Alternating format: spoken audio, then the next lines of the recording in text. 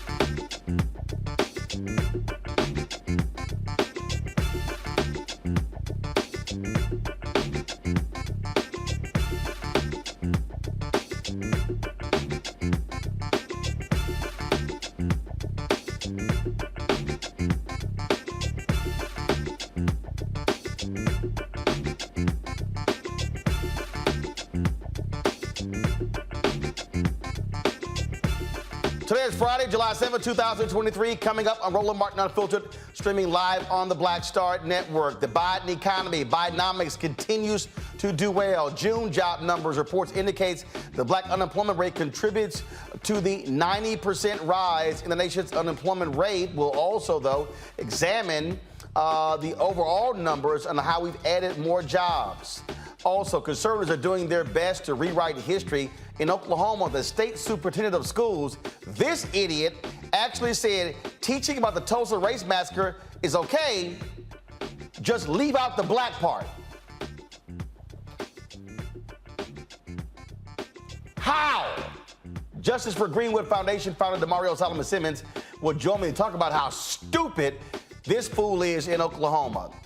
New York lawmakers are going after legacy admissions. The executive director of Deferred Democrats for Education Reform will join me to explain the Fair College Admissions Act. In Chicago, leaders are accusing the school system of racial discrimination and unfairly firing 7 black principals. Speaking of principals, remember that white teacher in Philadelphia, white principal in Philadelphia who wouldn't give the sister a diploma? Guess what? She ain't the principal anymore.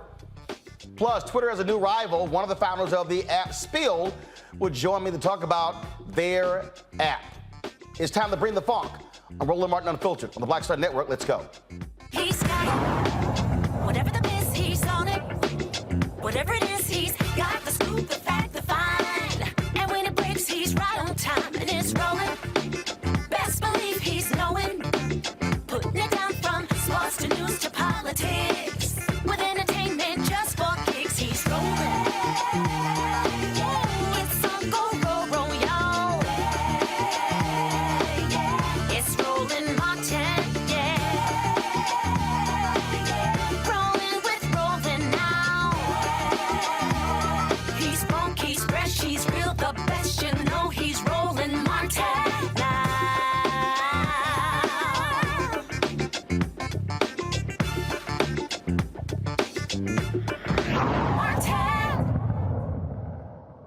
Overall unemployment dropped again. The June jobs report came out today, and the Biden White House shows that they say that their economic policies are working for the country.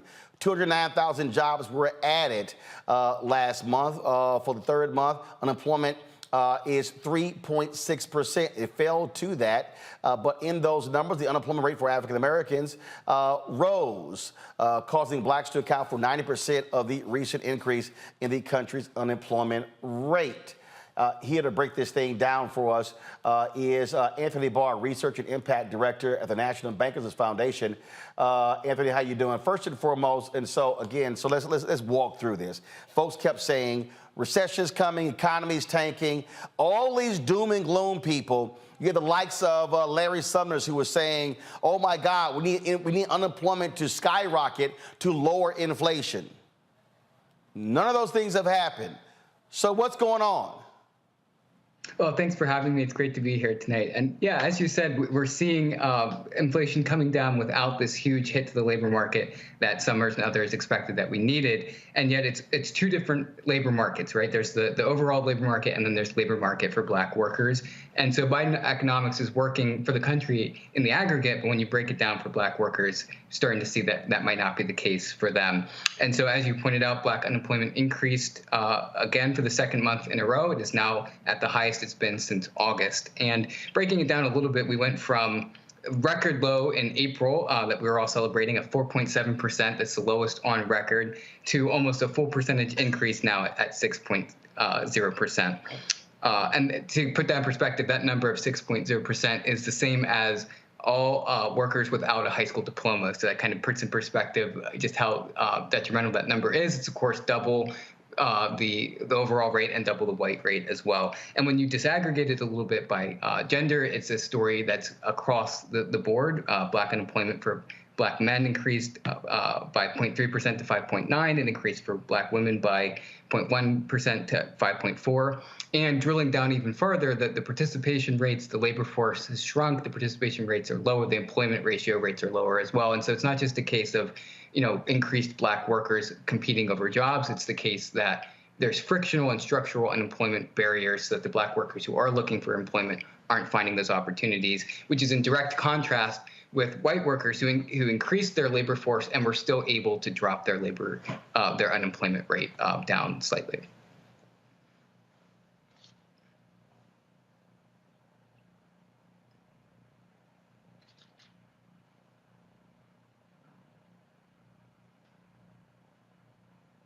Roland, you still there? Did I lose you? Yep, still here. Now, so the question again, is there any way to fully understand why what's happening fluctuating with the black numbers?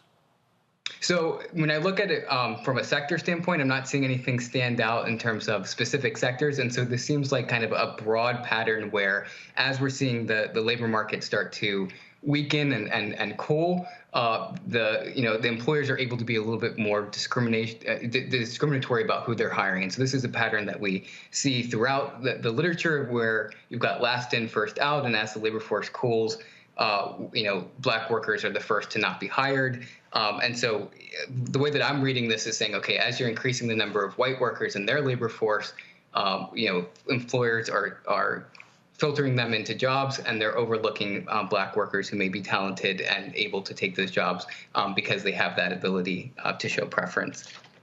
And so overall, though, when you look at this, and so if you're looking at the unemployment numbers, if you're looking at stock market, if you're looking at, again, lowering of interest rates, if you look at gas prices, if you are assessing the economy as a whole, I mean, it literally is a stark contrast to obviously what Republicans say is going on. But also when you look at the polling data, where a lot of people think that the economy is just, oh my goodness, just awful and terrible, that's simply not the case.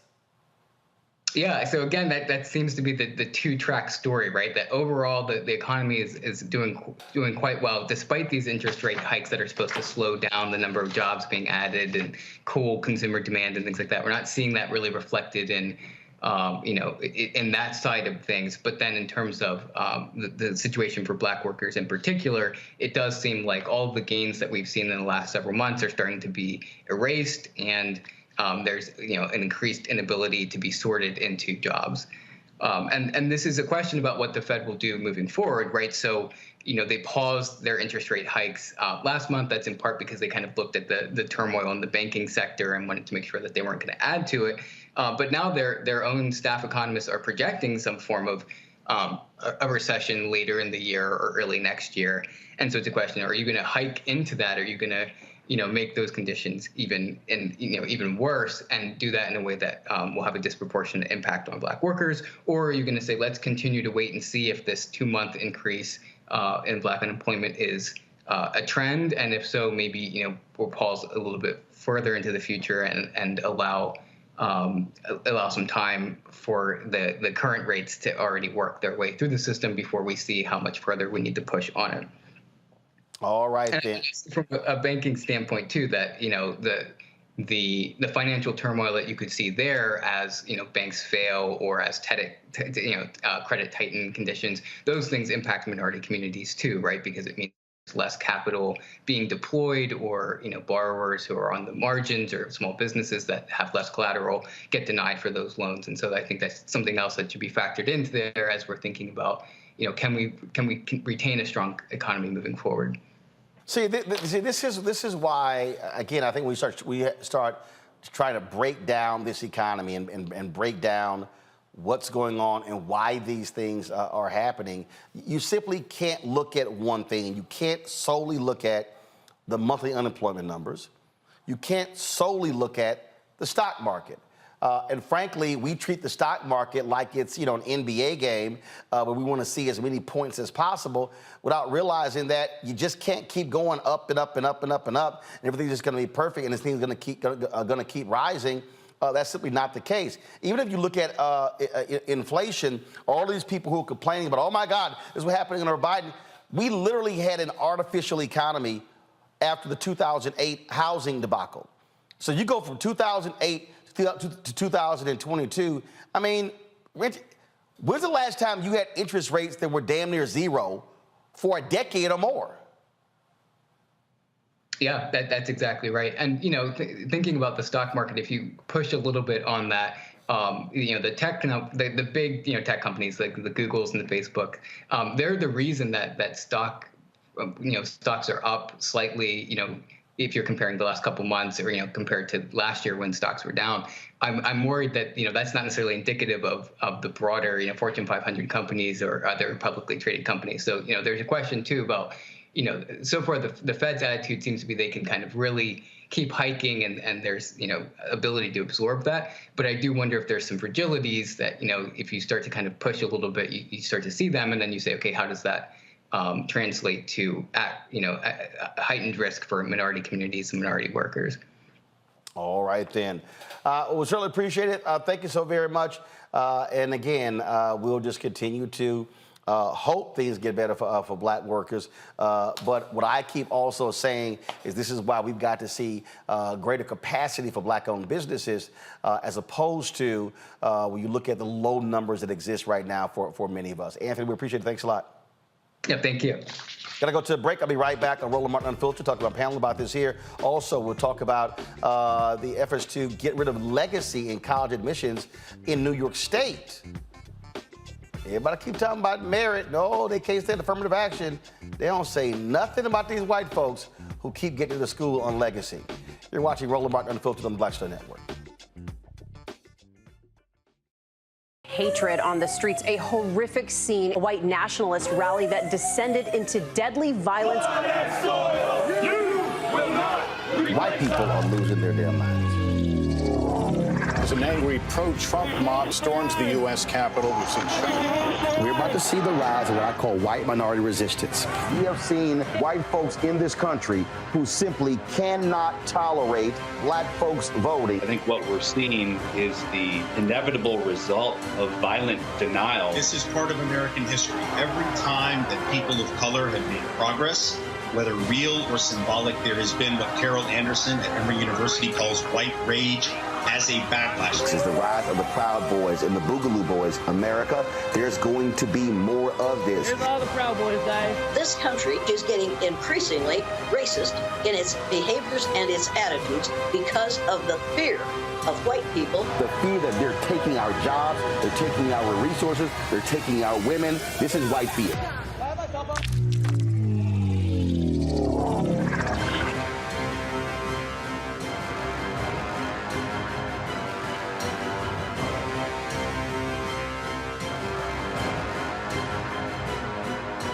Black Star Network is here. Oh, no punch! I'm real revolutionary right now. Thank you for being the voice of Black America. All momentum we have now, we have to keep this going. The video looks phenomenal. See, there's a difference between Black Star Network and black-owned media and something like CNN. You can't be black-owned media and be scared. It's time to be smart. Bring your eyeballs home. You dig?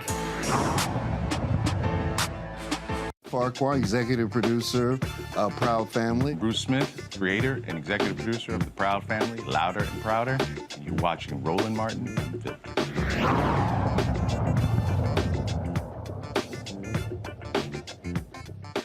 All right, folks, join me today is Michael Imhotep, host African History Network show. Detroit, Matt Manning, civil rights attorney out of Corpus Christi, Texas. Kelly Bethel, communications strategist out of D.C. Here's a thing that I'm still not understanding with these folks, Michael, and this is very simple. That is, if you are Biden-Harris, when you start looking at polling numbers, these people keep talking about the economy, how awful it is, how things are going bad. Obviously, Republicans are driving the narrative as well. Right. And so now they're running around talking about Bidenomics, and some people saying, oh, my God, that makes no sense whatsoever. Phrases are great, but I think what is critical, it's literally explaining to people in real, clear, stark terms how much money has been going out, what money is being spent, putting your name on projects, all of those different things. You have to tell the narrative. You cannot expect people to just assume they know all of these different things. And so if I'm this White House, I'm not chilling this summer. I'm sitting here in July, August, September, October. I'm going hardcore, taking credit for every damn thing. Yeah, the tour that Biden is going on, dealing with Bidenomics, and then also championing the $1.2 trillion infrastructure bill, because at the beginning of this year, you had about 30,000, at least 30,000 construction projects that started all across the country because of the infrastructure bill. That's a good start with Bidenomics and explaining what has been accomplished, but you have to break it down to the granular level, okay? And you have to not just explain the bill that got passed or how much the bill was. You have to explain how this bill being passed in Washington, D.C., okay, that is not even technically a city, meaning, you know, the mayor doesn't have full control over the city like other cities. Explain how those policies are impacting the economic conditions of everyday people, okay? Reduce it to the ridiculous. That's what you have to do, because everybody doesn't follow this. Most people don't, okay? So you have to explain that, and you have to claim it. And then also you have to explain most of these Republicans showing up to the groundbreaking for these construction projects voted against the infrastructure bill as well.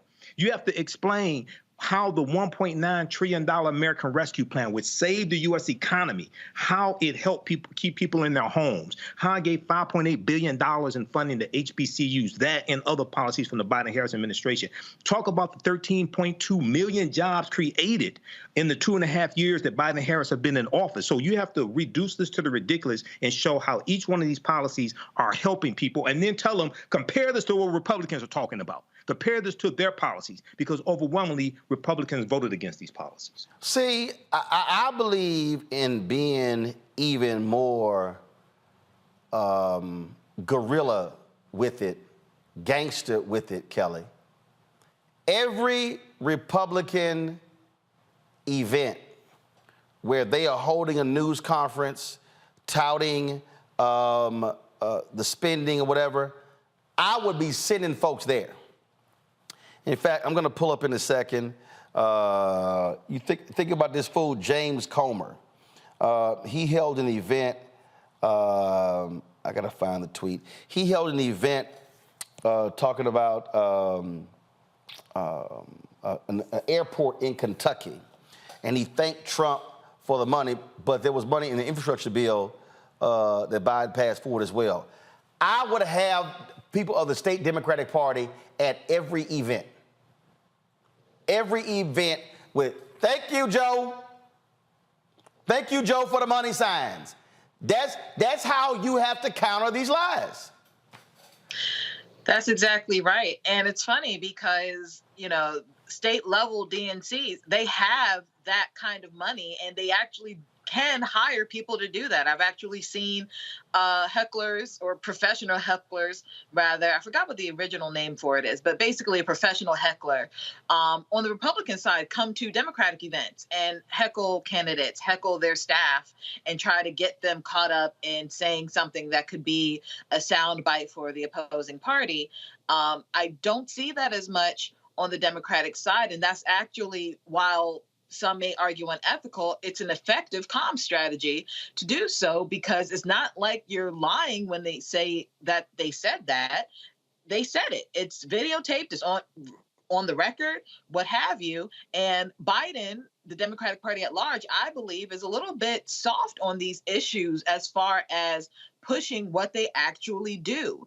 I feel like the opposing parties that be are really controlling the narrative as to what this administration is doing. And that's simply not fair to anyone. It's not fair to the American people, who frankly don't know what the truth is. It's not fair to the administration, who is trying to do everything they can for American citizens. And it's not fair to just how the political landscape is as a whole, because what's going to be on record is a lie, not what actually is happening. When I was at Texas A&M, Matt, Peter Roussel, he was deputy press secretary to Vice President George H.W. Bush.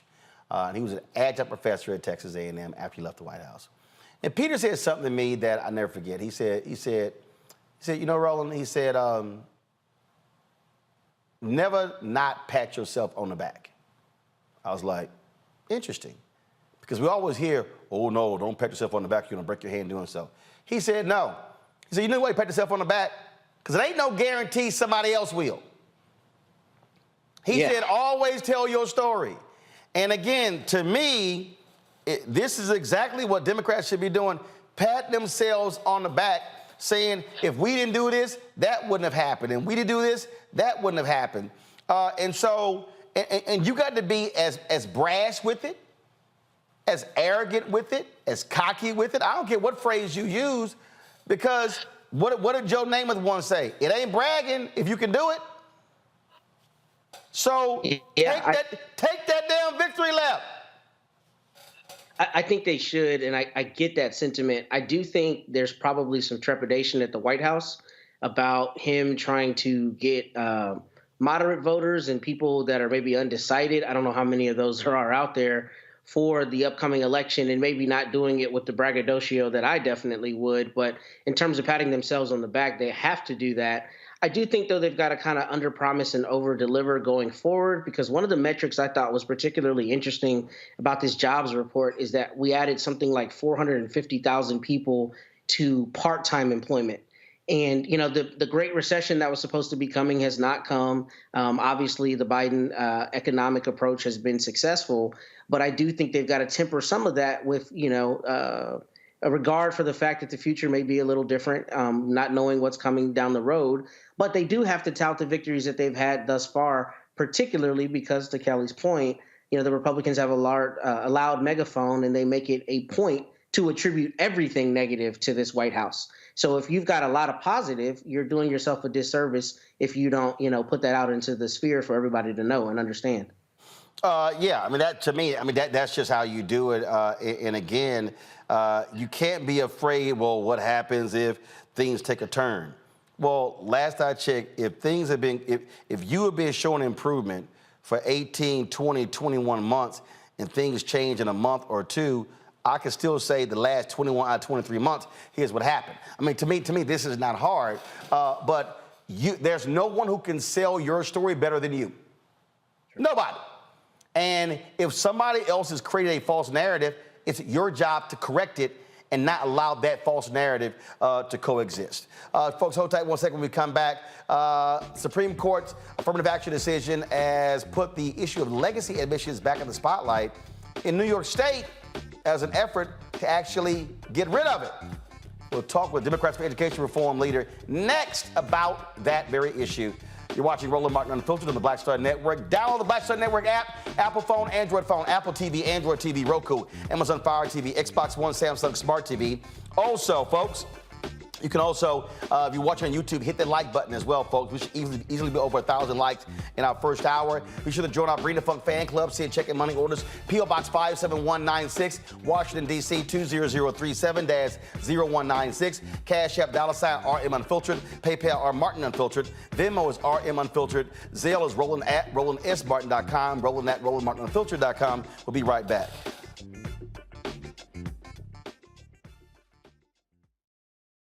Early days on the road, I've learned, well, first of all, as a musician, I studied not only piano, but I was also drummer and percussion. I was all city percussion as well. So I was one of the best in the city on percussion. There you go. Also studied trumpet, cello, violin, and bass, and any other instrument I could get my hand on. And with that study, I'd learned again what was for me. I learned what it meant to do what the instruments in the orchestra meant to each other in the relationships. Right. So that prepared me to be a leader. That prepared me to lead orchestras and to conduct orchestras. That prepared me to know to be a leader of men, they have to respect you and know that you know the music. You have to be the teacher of the music. You have to know the music better than anybody. There you go.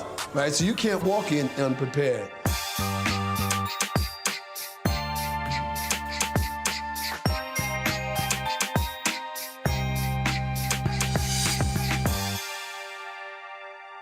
When you talk about blackness and what happens in black culture, we're about covering these things that matter to us, speaking to our issues and concerns. This is a genuine people-powered movement. There's a lot of stuff that we're not getting. You get it, and you spread the word. We wish to plead our own cause Too long have others spoken for us. We cannot tell our own story if we can't pay for it. This is about covering us. Invest in black-owned media. Your dollars matter.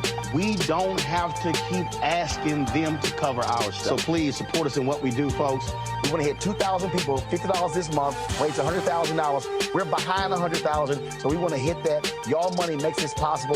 Check some money orders. Go to P.O. Box 57196, Washington, D.C. 20037-0196. The Cash App is $RM Unfiltered. PayPal is R Martin Unfiltered. Venmo is RM Unfiltered. Zelle is Roland@RolandSMartin.com. Hi, I am Tommy Davidson. I play Oscar on Proud Family, Louder and Prouder. I don't play Sammy, but I could. Or I don't play Obama, but I could. I don't do Stallone, but I could do all that. And I am here with Roland Martin on Unfiltered.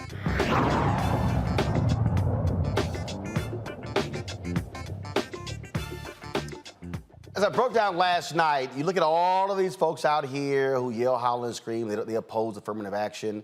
Race should not be used. It's merit, it's merit, it's merit. But then they get mysteriously silent when you talk about legacy admissions. Anybody who looks at legacy admissions can go, who do they benefit? Let's be clear. It wasn't until you look at the majority of these PWIs in America, it wasn't until the late 60s, early 70s, you start seeing black students across the board. And first they were black athletes. So we were not attending these schools, which means that, let me just put this thing in context. I was born November 14th, 1968. That means that my parents didn't go to these PWIs. My grandparents didn't go to these PWIs. That means that when I applied to Texas A&M, I couldn't make a legacy argument because I had no legacy. So I have 13 nieces and nephews, 9 nieces, 4 nephews.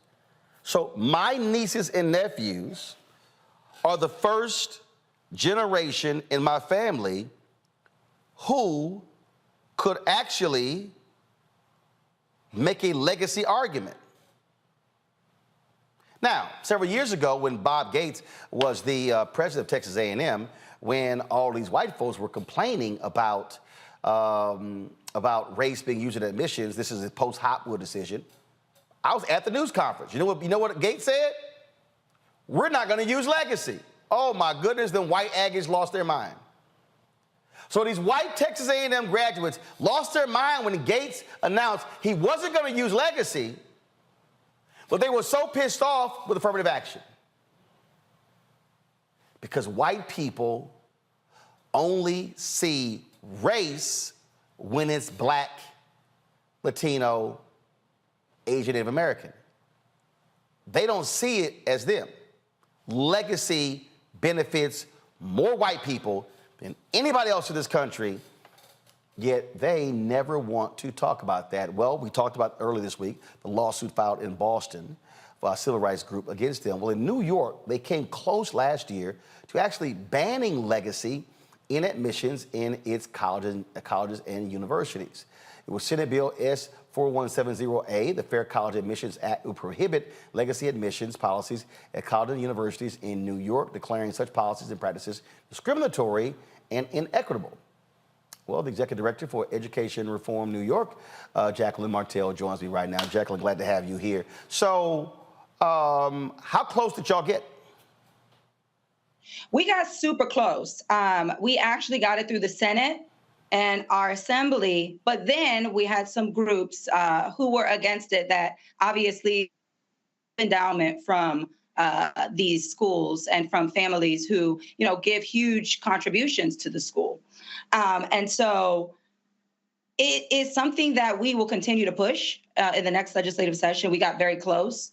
We knew that this was coming. When we look at the data for legacy admissions, one, it is equivalent to a 160-point bump, SAT score bump. You know, there's more legacy students that are admitted through legacy preference than there are through affirmative action. And so, to your point, too, in New York, one of the most diverse school systems in all of the country, but yet one of the most segregated students, we inadvertently are not allowing for students who identify as first-generation college students to even get this preference. And so it is something that we really, really are continuing to fight for. We have over 70 colleges and private universities in New York who have the legacy preference question still on their applications. It's a problem here in New York. Yeah, and see, and again, for the people who don't understand, these nuances, this is very simple. A white student today who is invoking legacy is benefiting from Jim Crow. Right. And then the same white folks want to tell us, oh, it's unfair for you to benefit and I don't because of Jim Crow. They are literally benefiting from racist policies. Right, right. They're benefiting from racist policies because they have access to affluence and to wealth, quite frankly. And to your point, this is not even a partisan issue. Our national affiliate actually conducted a poll after the SCOTUS decision around diversity in schools. And I have the data here. 81% of Republicans, 93% of Democrats, and 83% of independents know that diversity within our higher education system is imperative to, one, our democracy, but also the future of the workforce in this country. And so this is a partisan issue, but I think that people really understand the fact that diversity within institutions of higher education is important for all of us. But also, too, when we talk about preferential treatment and preference in the higher education admissions process, we need to be looking at that holistically. In this country, have this ideology of meritocracy, that you can pull yourself up by the bootstraps. That is not true. We live in our state in particular where we're seeing gross amounts of economic disparity, housing disparity, and quite frankly, as I talked about when I was on your show last time, access to quality education within our K through 12 space. We need to make sure that we are leveling the playing field for all students in this state and this country. Absolutely. My panel here. Matt, your thoughts about these lawsuits.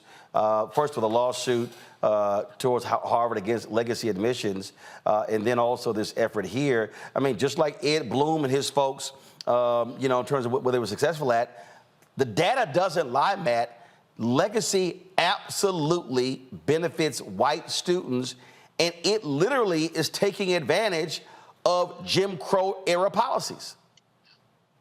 Yeah, I mean, I understand that, but if I'm completely honest, I'm struggling because not knowing the data, I would be interested in what percentage of the incoming students at any given school in New York, let's say, Jacqueline, if you have this data, are legacy admittals. And the reason I ask that is I understand all of those phenomena, and I think it's all abhorrent. I don't disagree with any of it.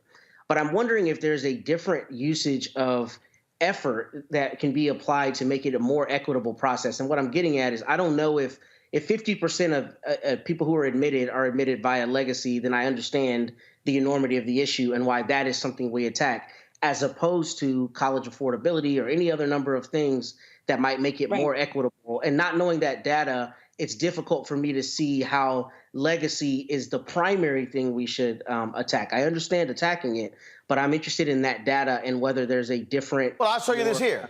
I'll show this here. Okay, pull it up. I'll show you this here, Matt. Pull it up. A study was done. 43% of white students at Harvard were either legacy, athletes, or related to donors or staff. 43%. The same study, it says right here, the study found that roughly 75% of the white students admitted from those four categories labeled ALDCs in the study would have been rejected if they had been treated as white non-ALDCs. So the reality is this is almost 70% of all legacy applicants are white, compared with 40% of all applicants who do not fall under those categories the authors found. And so this is obviously just a Harvard. But what we do know is that schools all around, and the legacy admissions is really for the donors, is for the folk with the hookup. But again, I think what this does is it also exposes the hypocrisy of those who want to yell, don't use race in college admissions when this is absolutely race-based. Yeah, and there's no question they're getting a very clear leg up. I'm merely asking in terms of the things that can make college more accessible to us writ large. What are those phenomena, and whether legacy falls, at the top of that? Because I don't disagree with you. There's a lot of intellectual dishonesty, and we know that. We know that they scream meritocracy, and they're the first to put down legacy because they know that gets them the shoe in where they're otherwise not qualified. I understand that, but in looking at the overall picture, Jacqueline, what does the data say in terms of first-year admits and legacy as opposed to non-legacy students? What percentage in New York, for instance, are legacy students, if you have that? That's a great question. One of the key issues that we actually have when it comes to understanding the data is that we don't get disaggregated data within this state. We actually at EARN, our national affiliate, and EARN New York have actually called for more transparency when it comes to data. What we do know, though, nationally, similar to the poll that Roland just pulled up talking about Harvard, is that 23% of students we know nationally are admitted through legacy admissions. There are more students admitted through the legacy preference than there are through affirmative action. That's a fact. But what we do need in this state and also nationally, and it is one of our calls to action, is we need more disaggregated data and transparency around it, because my guess is that those numbers are higher. What we do know in terms of the ecosystem here, as I mentioned before within New York, is that we have 70 colleges, public and private, who have this question on their application. 59% of the public and private colleges within New York in 2022 had the legacy question on its application. And we live in a state that is, and particularly a city that is so diverse. We have a huge conglomerate of students, a huge population of students who identify as first generation, similar to what Roland was speaking about before. Listen, I went to an HBCU.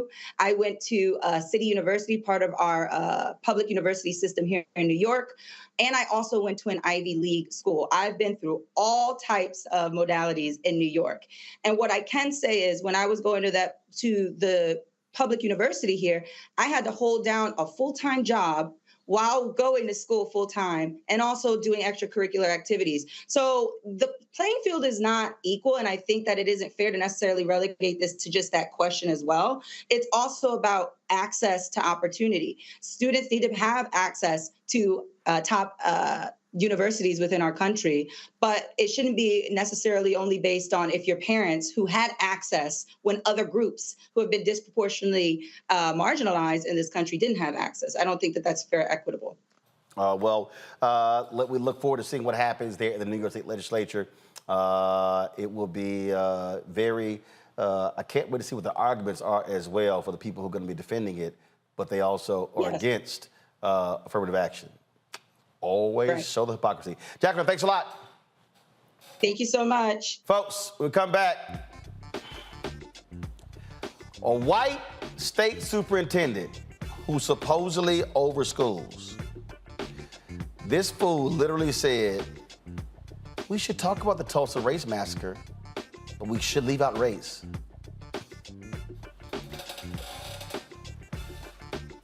The shit is called the Tulsa Race Massacre. I'll be back on Roland Martin Unfiltered on the Black Star Network.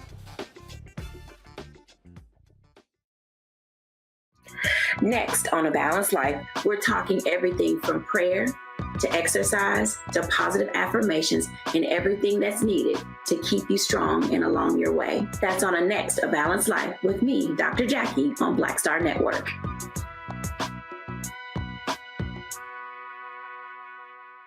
On the next Get Wealthy, did you know that the majority of households headed by African American women don't own a single share of stock? No wonder the wealth gap continues to widen. Next on Get Wealthy, you're going to hear from a woman who decided to change that. Have been blessed with good positions, good pay, But it wasn't until probably in the last couple of years that I really invested in myself to get knowledge about what I should be doing with that money and how to productively use it. Right here on Get Wealthy on Black Star Network. Up next on The Frequency with me, Dee Barnes, the shooting of Megan Thee Stallion and the subsequent trial of Tory Lanez. Megan has been treated like the villain. The experience that Megan went through is something that all Black women face when we are affected by violence. This is something that's called misogynoir. There's a long history of characterizing Black women as inherently bad in order to justify our place in the society. Next on The Frequency with me, Dee Barnes. Hi, I'm Jo Marie Payton, voice of Sugar Mama on Disney's Louder and Prouder Disney Plus, and I'm with Roland Martin on Unfiltered.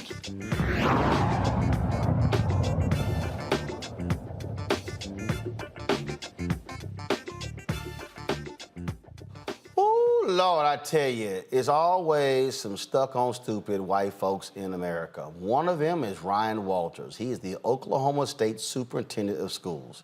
This dumbass, and I'm talking about dumbass, actually said this about the Tulsa Race Massacre of 1921. Tulsa Race Massacre not fall under your definition of CRT. Okay, thank you. I'm sorry, I didn't address that part. I would never tell a kid that because of your race, because of your color of your skin, or your gender, or anything like that, you are less of a person or are inherently racist. That doesn't mean you don't judge the actions of individuals. Oh, you can absolutely, historically you should. This was right, this was wrong. They did this for this reason. But to say it was inherent in that because of their skin is where I say that is critical race theory. You're saying that a race defines a person. I reject that. So I would say you be judgmental of the issue, of the action, of the content, of the character of the individual, absolutely. But let's not tie it to the skin color and say that the skin color determined it. One more follow-up. How does the Tulsa Race Massacre not fall under your definition of CRT? I answered it. That's my answer. And again, I felt the Tulsa Race Massacre was a race massacre. How does it not fall under CRT? I've answered your question. I do appreciate, very respectful. The 100 years of silence was about race. How does that not fall? How does that not qualify for CRT? I appreciate your question. That's how you light his dumb ass up. Damario Solomon-Simmons, co-founder of Justice for Greenwood, joins us right now. He represents 3 of the survivors of the 1921 Tulsa Race Massacre. I mean, this goes to show you, Damario, the extent that, this is why also I wrote my book, White Fear. They're white folks like this guy who want to act as if, yeah, let's discuss the Tulsa Race Massacre, but let's leave race out of it. And this fool is over all schools in Oklahoma. Yes, sir. Roland, good to see you. First, I want to say congratulations to your 1 million subscribers on YouTube. I'm very proud of you for that. Appreciate it. And Roland, listen, you're right. This guy's he's the Oklahoma Secretary of Education, the superintendent for all schools. And people like Ryan Walters, this is what he said is so absurd, ridiculous, it's ahistorical. He's trying to brush aside the facts and the reality of what the massacre was about. Listen, they said their stated goal of the massacre was to run the Negro out of Tulsa.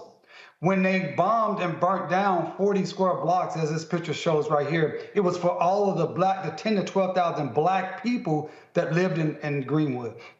After the massacre, listen, look at the postcard. Running the Negro out of Tulsa. I'm not making this up. And then in the newspapers days after, then the city of Tulsa government and the Tulsa County government, they said we want to make sure that we police these Negroes more aggressively so quote unquote nigger town does not rise up again. These are the things that these people said at the particular time. And this is why it's so important to us at Justice for Greenwood that we continue to move forward this work, because we have to fight these false absurd, ridiculous, false narratives that people like Ryan Walters want to put out into the world. And another reason why we're so hopeful that our current case that's pending right now in the Tulsa County District Court will be allowed to move forward to trial so we can get the truth of what happened with the massacre and we can forever shut down people like Ryan Walters.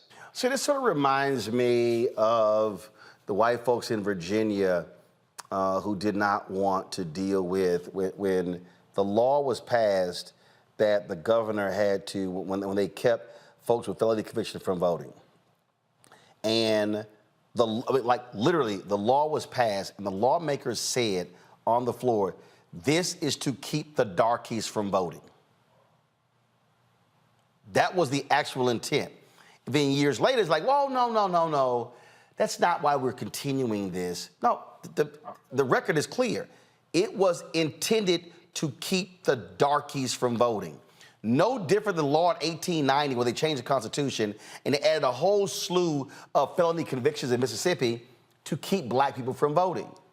So there are white folks in this country who want to deny exactly why laws were created, and those same laws are still impacting us today, but then they want to say, oh, no. The intent and the motive has changed. The motive is the same.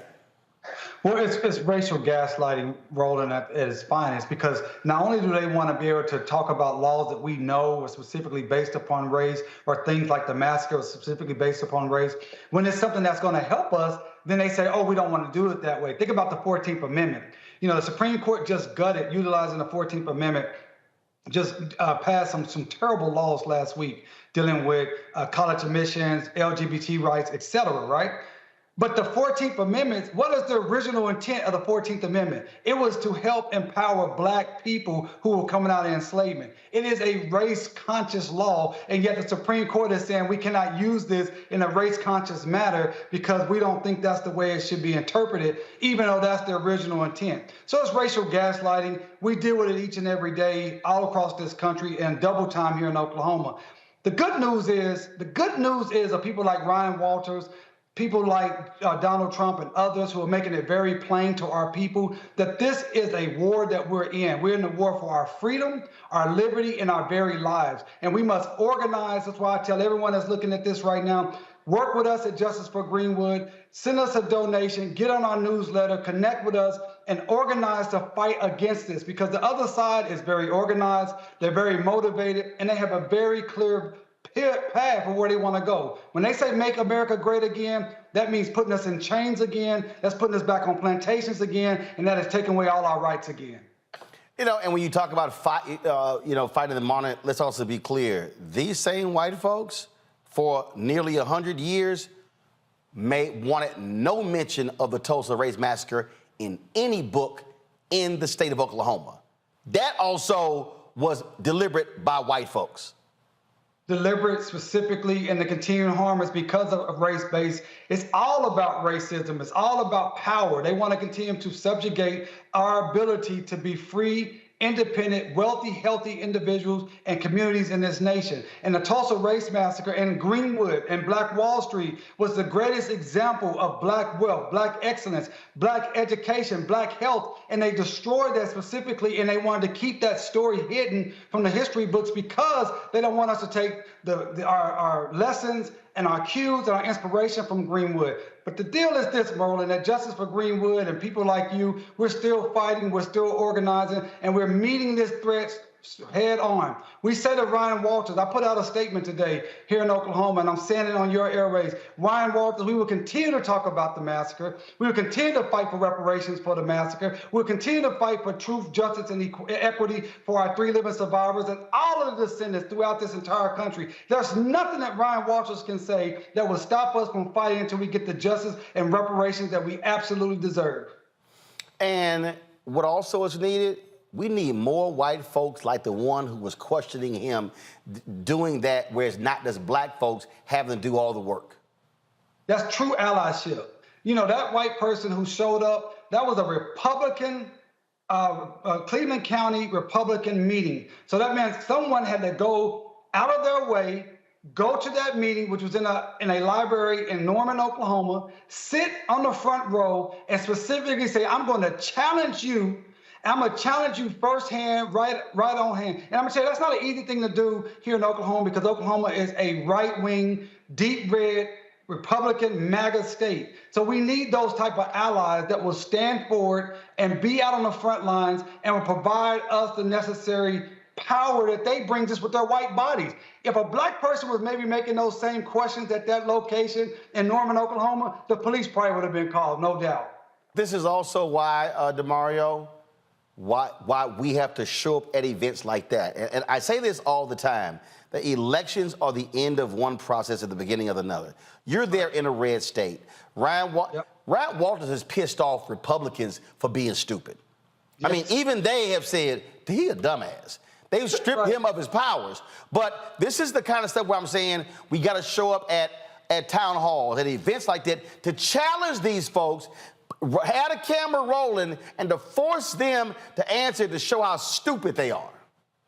I totally agree, Roland. And we have to have the courage that the black men and women of Greenwood had when they showed up at that courthouse in 1921 when the white power structure wanted to lynch Dick Rowland downtown Tulsa. You had about 100 of the most prominent, wealthiest, most educated black men in the entire country that put everything on the line because they had the courage and the love of Dick Rowland to show up and say, you're not going to do this in our community. And that's what it takes. You have to sacrifice sometimes your time. You got to sacrifice your comfort to go show up and be strong in the face of adversity. That's what the legacy of Greenwood is about. It is not just about the massacre and the destruction, but it is a legacy of power. It's a legacy of education. It's a legacy of wealth. It's a legacy of showing up for one another. And that's what we have to do in this moment as a community throughout this nation. We have to show up for one another. We have to organize together. We have to get money, put our money together and fight these people as hard and as fast and as powerful as we possibly can. Absolutely. Damario Solomon-Simmons, I appreciate it, brother. Thanks a lot. Roland, always good to see you. Peace, brother. Holla. Kelly, again, this is, I'm trying to get our people to understand that we are in the middle of a war. Not a battle, of a war. These people, first of all, we know it's been going on, but the election of Barack Obama really heightened this whole deal. But I still contend it was the death of George Floyd that caused many of these racists to go, oh shit. And it wasn't because of us. They freaked out when they saw young white kids out in the streets protesting. They freaked out when they saw them inside of offices demanding change as well. So this attack, if you will, this attack on anything black, anything dealing with DEI, anything dealing with race, it absolutely is because it's white fear. They are scared to death of losing power. Because at the end of the day, Roland, I feel like that's all they have. They don't have the numbers. They don't necessarily have the influence. They absolutely do not have logic on their side. All they have is a power that they stole for centuries that they're trying to maintain and keep. And when you have a generation that, frankly, in my opinion, is probably the freest generation on record as far as thought, as far as movement, as far as culture is concerned. Yeah, you're right. They are scared because it's like, oh, wait, we didn't teach this generation how to be as racist as we are. We didn't teach this generation how to be as bigoted. And we kind of can't anymore because it's out the bar now. You know, it's out the door. So they are doing everything they can in their power to, rewind the clock a little bit by way of these policies, by way of this rhetoric, by way of this superintendent thinking that he can get away with saying that the Tulsa Race Massacre wasn't about race. It's like if you say it enough times, maybe it'll be true. And I feel like that's the logic that they're trying to perpetuate. And it's frankly not going to work as effectively as they think it is, because this generation is so smart, is so free, is so cultured outside of Eurocentricity, outside of the whiteness that my generation and generations prior are used to. Matt, again, when we start looking at, what is happening here, a lot of people were blowing off the attacks against critical race theory. But they were very clear. Christopher Rufo made it clear. They were trying to lump anything dealing with race under that banner to stoke white fear. How did Glenn Youngkin win in Virginia? Because white turnout increased. That's how he won. What they understand is, to Kelly's point, we look at the numbers. If they can stoke white fear, and if they could see, this last election was supposed to be the first time in American history that the total electorate of white voters fell under 70%. In Virginia, it was around 74. In the 2020 election, same thing, was above 70. And so they understand when you start dropping below 70% of the total electorate being white, then you are hitting that, you're moving towards that nation becoming a majority of people of color. That is what's freaking them out. And so they are trying to find every racial button to push in order to keep that white fear machine going. And every mechanism to, aid that machine. I like it, Roland, when you pass it to me and you basically make the arguments I'm going to make. But you're right, 100%, particularly with CRT. I mean, we've talked about it a million times on the show, but that has become a dog whistle for anything race. And what's particularly insidious about people like Walters is they try to paint it like they have some moral high ground. If you listen to what he said is, oh, yeah, I want you to decry the action, but you don't make it applicable to the person because of their race. When we all know that Tulsa race riots were about race, as the brother just said, right? I mean, that's all it was about. But what they try to do is repackage it and try to make it about some individual analysis of an individual person, despite the fact that whiteness is the primogenitor of all of it. It's the thing that's driving everything. So I think you're 100% right. And that goes part and parcel with things like voter disenfranchisement and trying to make it harder to vote, right? Because it's a numbers game. Anybody who's been involved in any political campaign, it's all numbers. It's all where you're going to get the biggest turnout on your boxes, what's the best precinct, all that stuff is all numbers. So it's all metrics, and it's all a matter of decreasing the numbers of us participating and increasing relatively the numbers of them participating as the overall number dwindles. So I think you're exactly right in your analysis. This right here, Michael, is why I spend so much time trying to explain to black people, don't get caught up in dumb shit. don't get caught up in these silly arguments and these silly debates, things along those lines. I mean, here's a perfect example.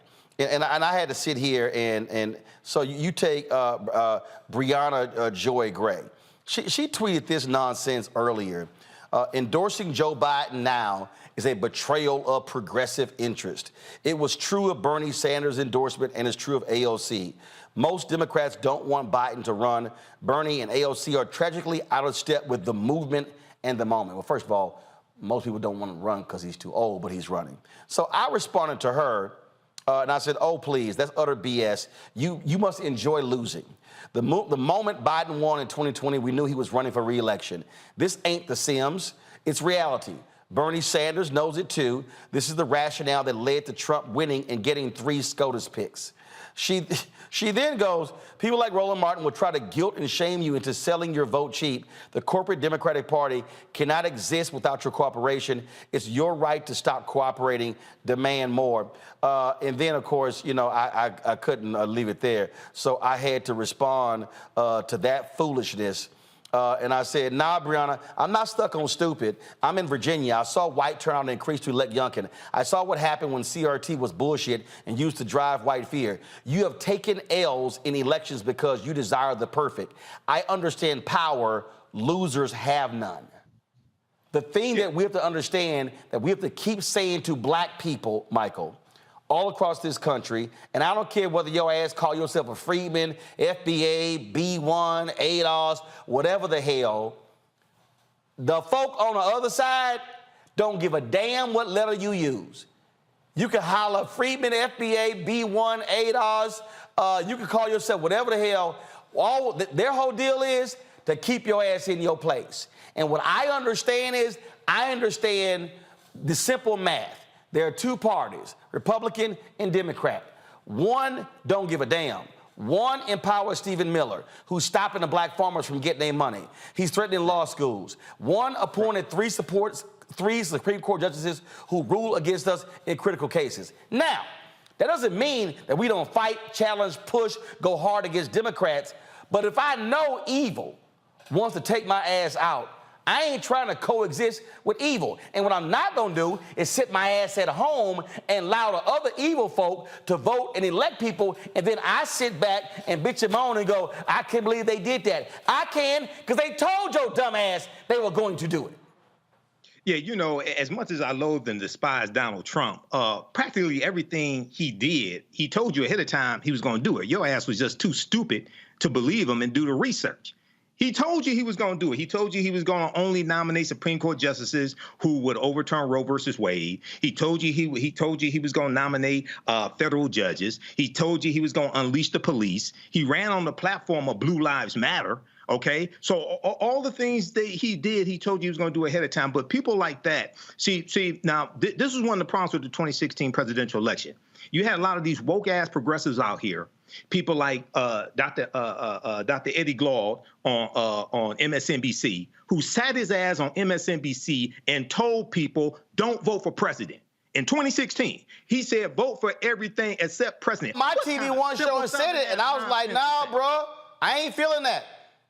Yeah, but then he found out fat meat is greasy. I don't know why they still have him on MSNBC. Now on Deadline White House, on Nicole Wallace's show, he said he apologized, you know, for saying that.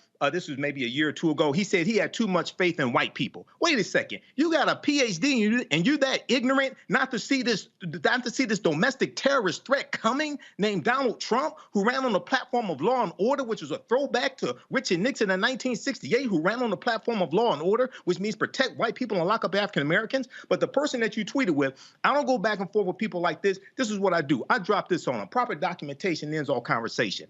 Read fact sheet. The Biden-Harris administration advances equity and opportunity for black Americans and communities across the country. That's at whitehouse.gov. It's about 36 pages. It breaks down how the policies of the Biden-Harris administration are helping and benefiting the African American community. Now, you compare that to what Republicans are doing. You compare that to what independents are proposing. This is stuff that's actually happening or they are working on. So we have to understand you're not going to find perfect candidates, just like you don't have perfect constituents. And this is one of the problems with a lot of these people who are so idealistic, don't understand history, never read the U.S. Constitution, and sit up here. If they can't find somebody that's perfect, then they're not going to vote.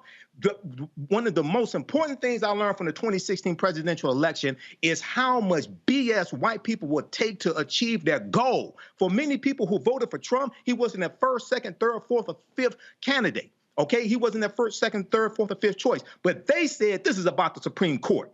They said this is about controlling the federal bench. They said this is about overturning Roe versus Wade. They saw him as a means to an end.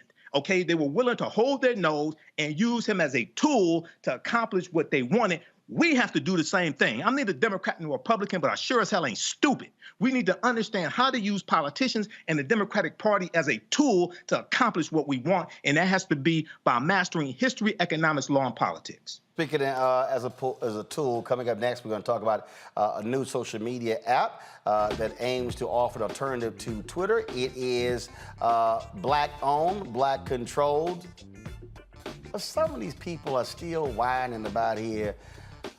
Oh, I can't stand the people who complain about stuff and they ain't never launched a damn business in their life. We'll be talking with one of the co-founders of Spill next on Roland Martin Unfiltered on the Black Star Network. Next on The Black Table with me, Greg Carr. The United States is the most dangerous place for a woman to give birth among all industrialized nations on the planet. Think about that for a second. That's not all. Black women are 3 times more likely to die in this country during childbirth than white women. These healthcare systems are inherently racist. There are a lot of white supremacist ideas and mythologies around Black women, Black women's bodies, even Black people, that we experience painless, right? Activist, organizer, and fearless freedom fighter Monifa Akinwole-Bandele from Moms Rising joins us and tells us this shocking phenomenon, like so much else, is rooted in unadulterated racism. And that's just one of her fights. Monifa Bandele on the next Black Table here on the Black Star Network.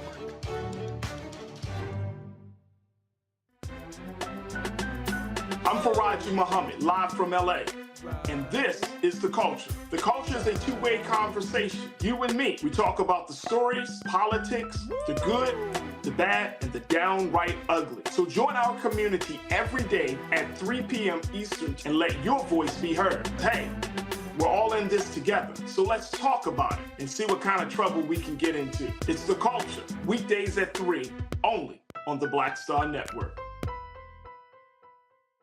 Hello, I'm Jamia Pugh. I am from Coatesville, Pennsylvania, just an hour right outside of Philadelphia. My name is Jasmine Pugh. I'm also from Coatesville, Pennsylvania. You are watching Roland Martin Unfiltered. Stay right here.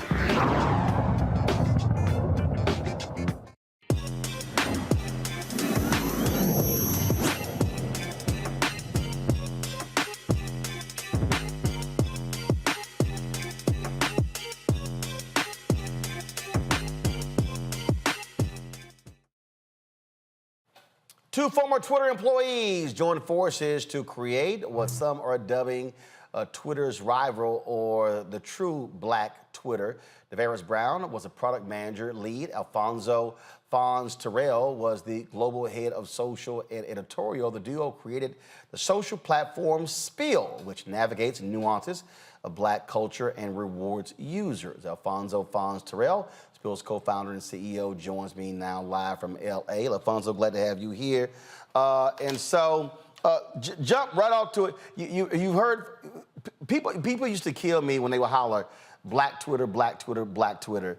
And there were some people who would just hold it on to that. And I kept saying, we don't own that shit. I'm like, we're contributing to it. And then what we do as Black people, and I say this all the time, we make everybody else stuff sexy and we make them rich. We did it with Clubhouse, Instagram, Facebook, Twitter. We could go on and on and on. Yet when somebody Black creates something, folks they want to be perfect. Y'all launched Spill. It dropped. You dropped it this week? About 3 weeks ago. About 3 weeks ago. And so let's just start off this way. Y'all are in beta mode. Please explain to the slow ass people what beta mode means. Sure. So again, Roland, thank you for having me. We're excited to talk to you. Spill, our journey began about 7 months ago. I was part of the first wave of layoffs when Elon Musk took over the company. And me and Davaris, my co-founder, we had met originally at Twitter, really set out to solve exactly the problems that you're laying out.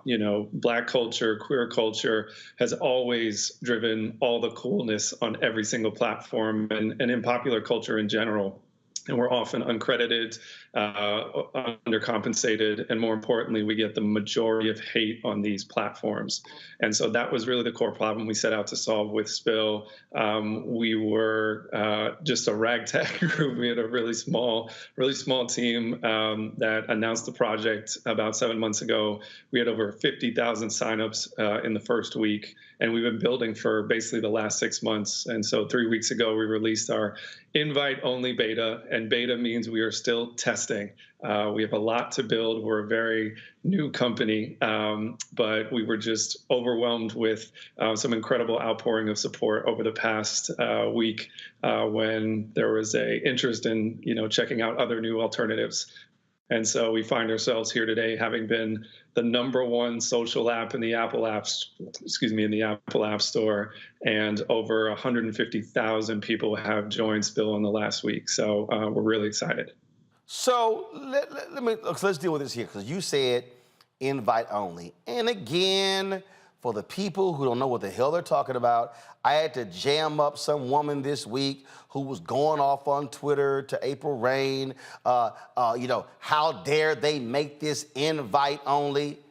I know the answer, but explain to people when you're launching a product, and let's be clear, you don't have Facebook money like with Threads, how you have to properly build and grow. Yeah, exactly. So invite only really is a tool not to gatekeep. I want to be clear about that. It's really to ensure that we can gradually grow and make sure that we're getting the right amount of testers into the product so we can learn and adapt and adjust. This is a process that takes a good amount of time. We're going to be an invite only for a little while longer, but I assure you, and to everyone out there who's, on the wait list or, on an Android phone, we're coming, we're going to get to you. But we really want to make sure the platform is really strong and can deliver on the vision that we've laid out before we let all the folks in. Okay, so now I want to stay there again. So again, for the really slow people, what they don't understand is server time costs money. And so if y'all just made it through this thing out there, all of a sudden, if this thing totally blows up, your expenses all of a sudden shoot up dramatically because the servers have to be able to handle that level of traffic. Server space, server time, that's money.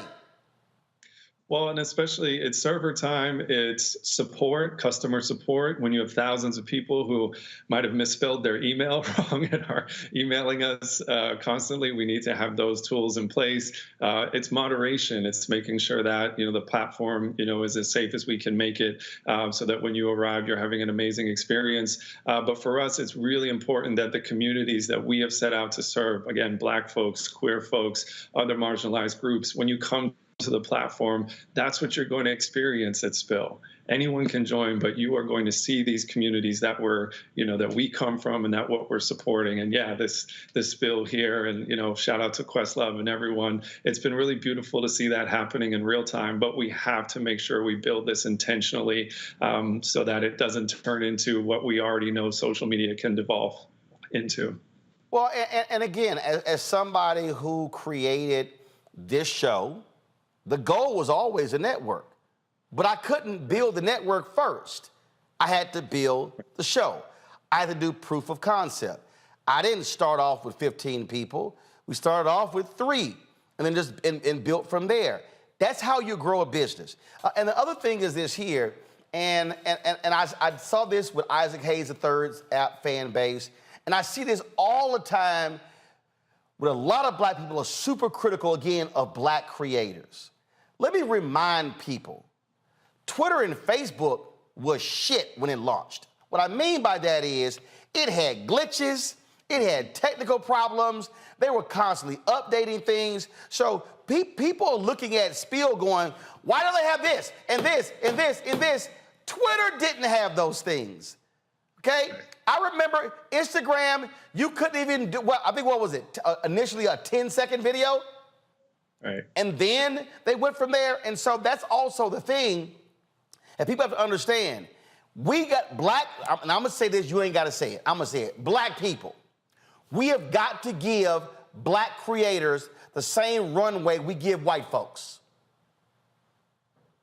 Go ahead. $1,000,000,000%.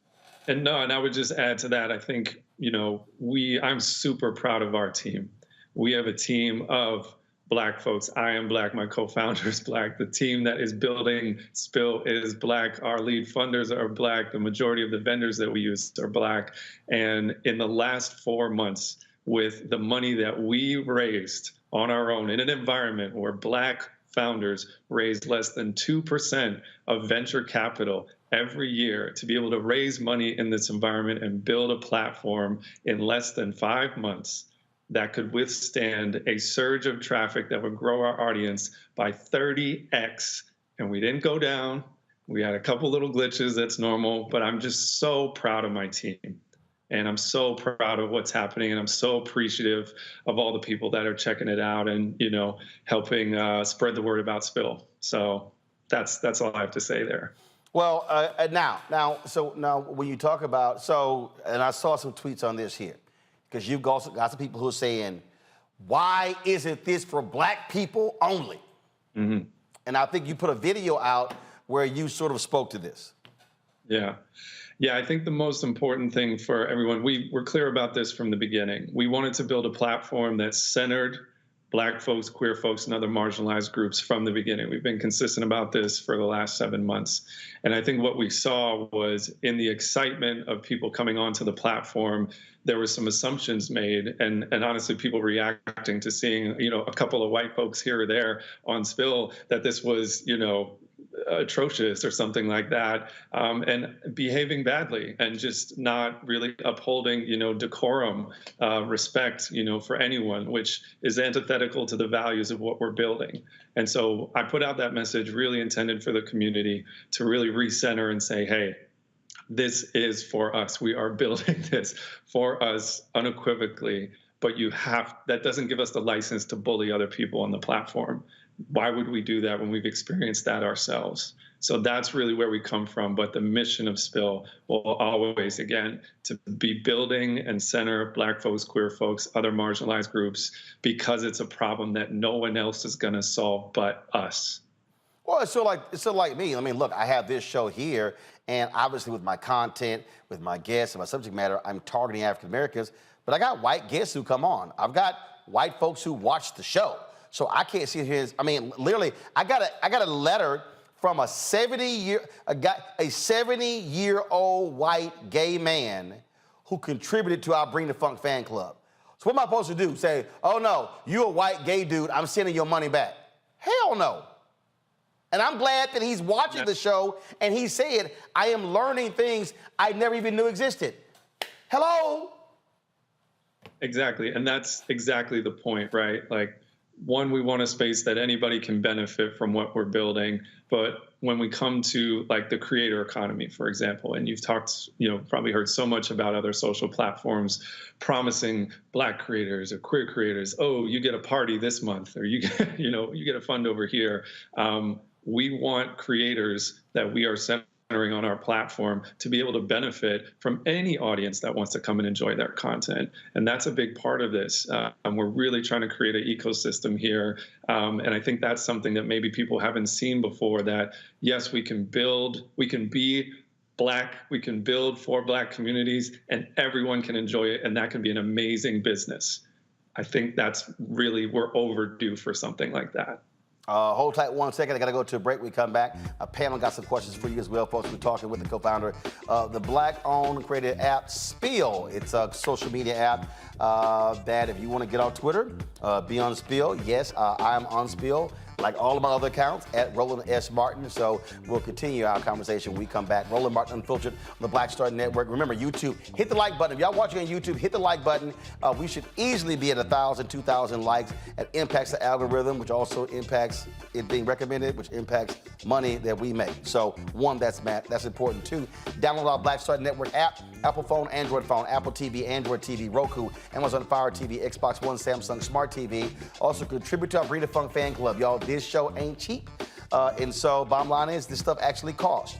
We're fighting the good fight for advertising, but it's real. So your dollars make a huge difference for us to do what we do. Send check and money orders to P.O. Box 57196, Washington, D.C. 20037-0196. Cash App, $RM Unfiltered. PayPal, R Martin Unfiltered. Venmo is RM Unfiltered. Zelle, Roland at RolandSMartin.com. Roland at RolandMartinUnfiltered.com.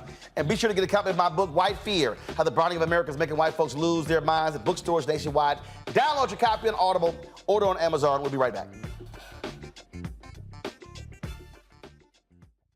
hatred on the streets. A horrific scene, a white nationalist rally that descended into deadly violence.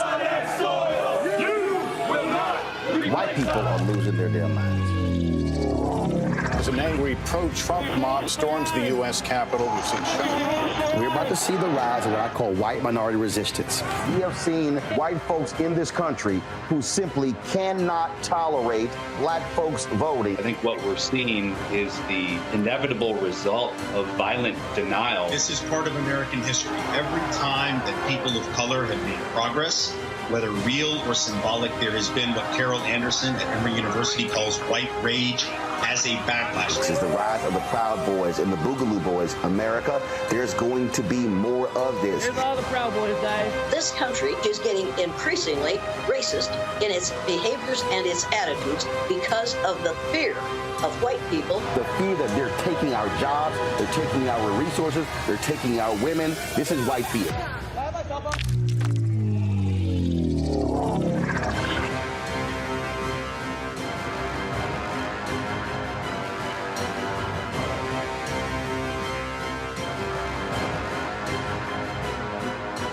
Black Star Network is here.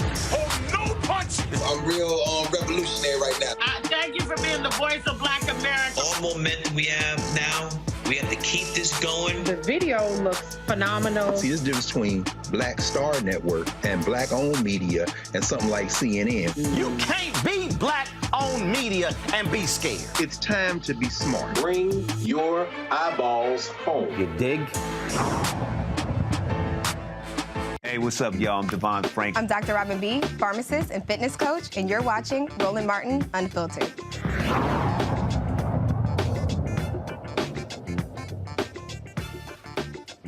All right, folks, talking with the co-founder of the app Spill. You can follow them on Twitter at SpillMob. Same thing on Instagram. You can download the app. Right now, it is iPhone only. Y'all, that ain't new. It's a whole slew of apps that have always been iPhone first, and then Android came second as they developed the app. And so that's important. Let's go to our panel. Let's see here. Kelly, you first. Sure.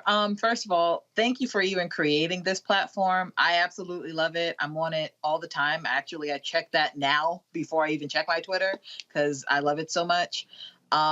My question to you is actually a personal one because I would actually love to spill while I am doing Roland. Is there in the future going to be a desktop version similar to other platforms? And also, how can I help out? I'm already on Spill. First of all, amazing. Thank you. We are so happy to hear that. That means so much. We do have desktop on the roadmap. I won't say it's coming immediately soon. The priority next is going to be Android, among a few other things. But it is definitely on the roadmap, and we know we want to make the tools, especially for journalists and other content creators in the space, to be as easy as possible to use the platform. So more to come there. And then, yeah, how to help spread the word. We are dropping a special code just for you guys here on Roland Martin. If anybody wants to join Spill, the code is SPILLMOB, SPILLMOB. So just share it with your friends and your networks and let them know that this is really for us. First of all, repeat that again. Say it again. SPILLMOB. So, SPILLMOB. So that's the promo code for the Roland Martin Unfiltered family? Yes, you guys got it. All right, folks, y'all got it right there. So stop sending me tweets saying, "Yo, how can I get the hookup for a code?" This is why you got. This is why you got to support this show and watch this show. Let's see here. Let's go to Matt. So first, Fonz, congratulations. This is extraordinary. I'm super happy for you, and it sounds like y'all have done everything you could possibly do to make an extraordinary platform. But to that end, I actually had a question for you about less about the platform and more about your venture capital kind of progress. So what advice would you have for other Black creators who want to create things but maybe don't know how to go through the VC process? What did you find in terms of best practices to really optimize that process?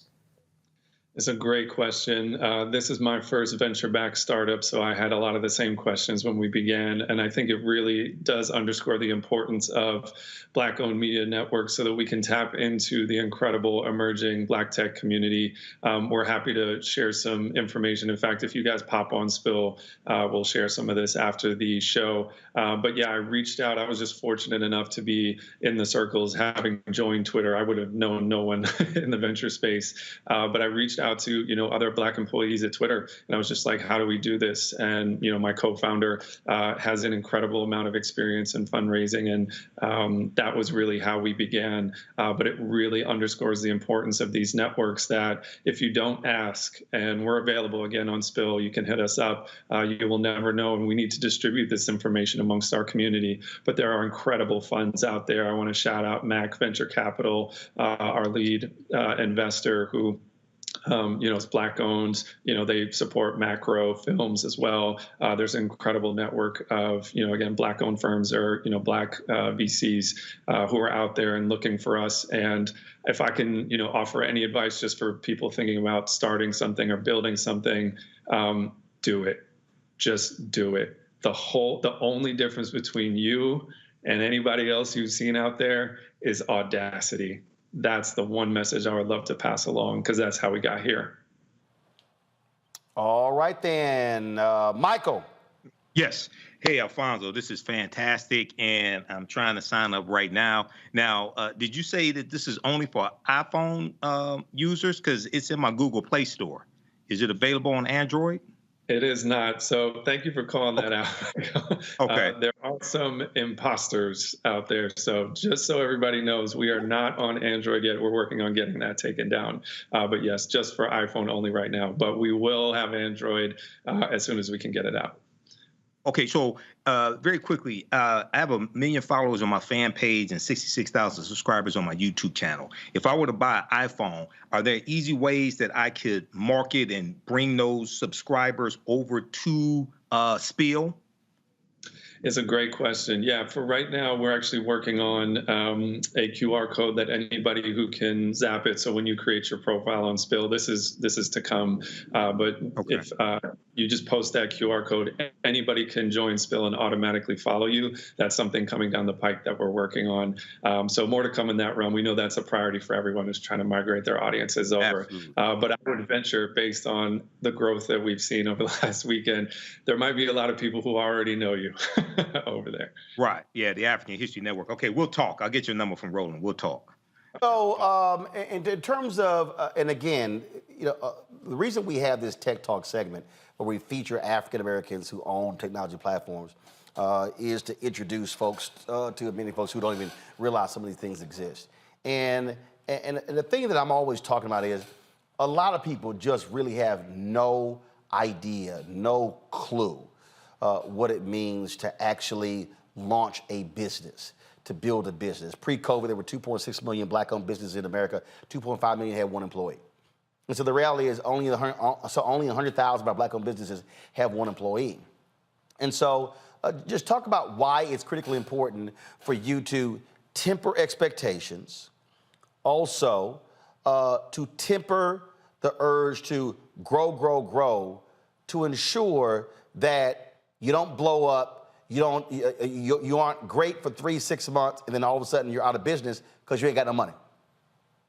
100%. For context, again, 8 months ago, I was fired. I didn't have a job. And I think a lot of people in tech and just broader, corporate America have been going through this, all year. And it's been incredibly, it was incredibly risky to even consider taking on a venture like this, especially with not having, personally a proven track record in starting companies from the beginning.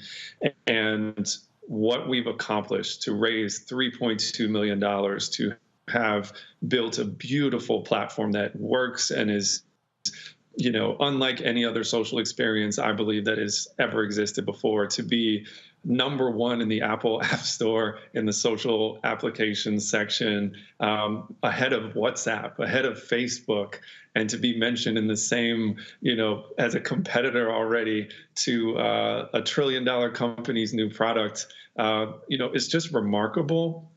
And at the same time, we are a small team. We are just getting started, and we have a lot more to build to make sure that our vision becomes the reality that we've laid out, and that everyone can enjoy. So we are not actually chasing massive growth at this moment. We want to continue to welcome, people who are willing to join the community on Spill and help us test and help us make it better. But you haven't even seen anything yet. We got a whole bunch of stuff coming when we get more towards our general launch, which is not too far off. But yeah, you're exactly right. Platforms come and go every single day. We are building Spill for the next 20 years and beyond. So we're not going to rush it at the expense of the experience of the product. We'll ask, how long do you anticipate being in beta mode? I'd say, I will never, it's tempting to give concrete dates. We're not going to do that. I learned the hard way earlier this year.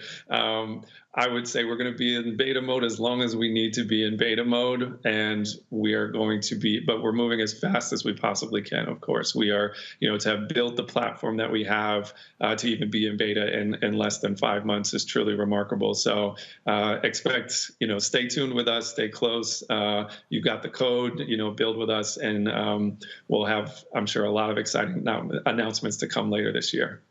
All right then, I would look. What I would suggest. Look, I've been in black-owned media for a very long time.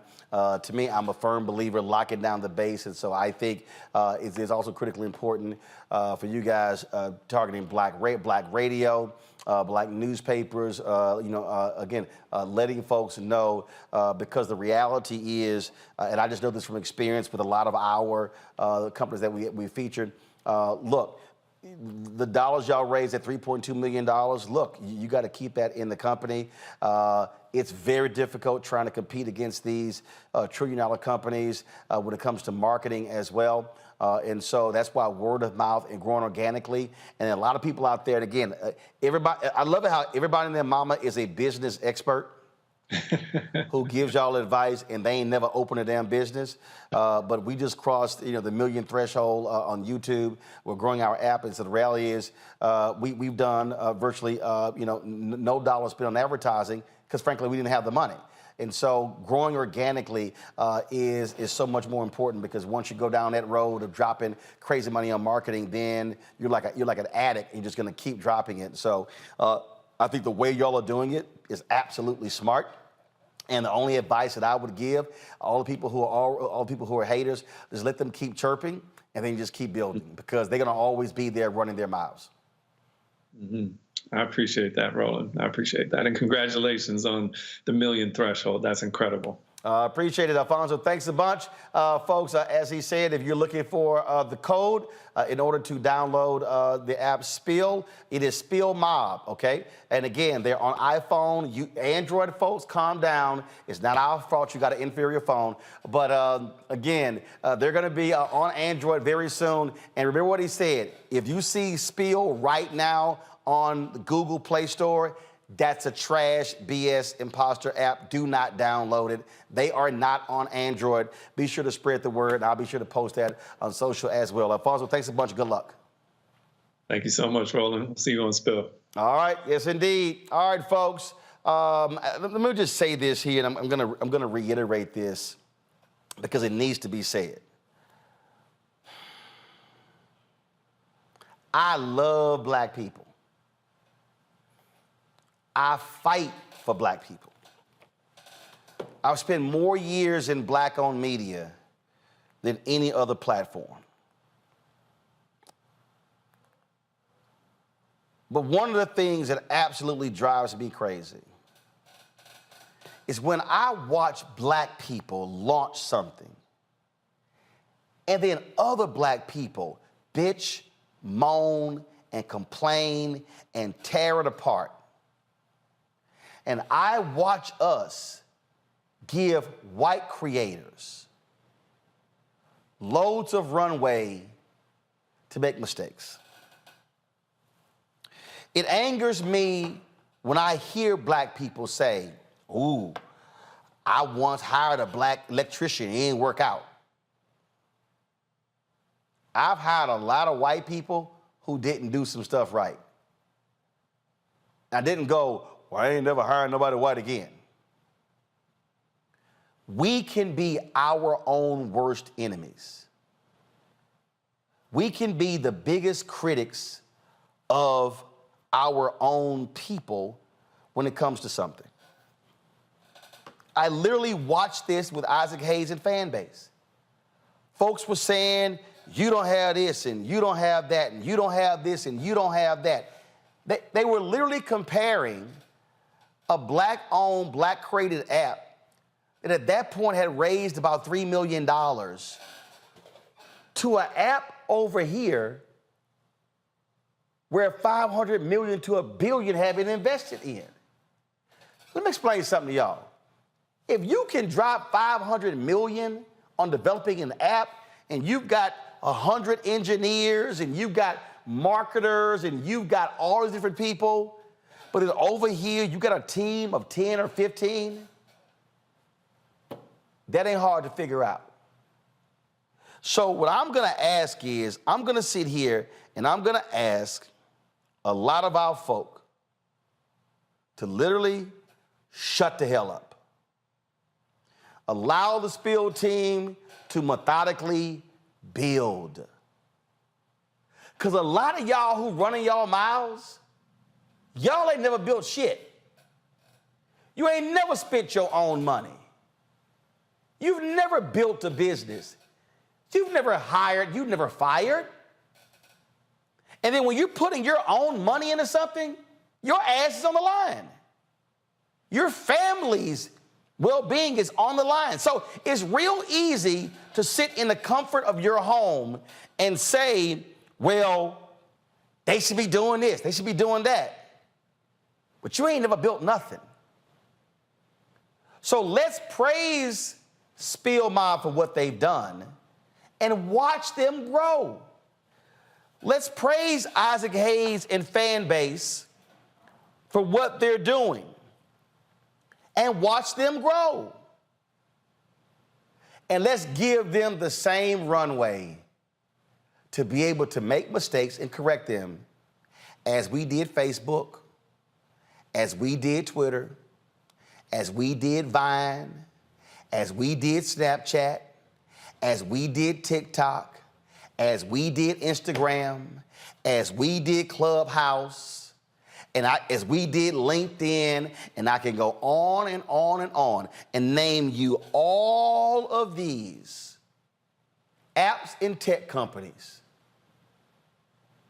that black people never owned, that we never built, that few of them even employed us, yet we gladly gave them all of our talents and energies, and now they're worth billions of dollars, and then we're running around hollering about the lack of black wealth creation.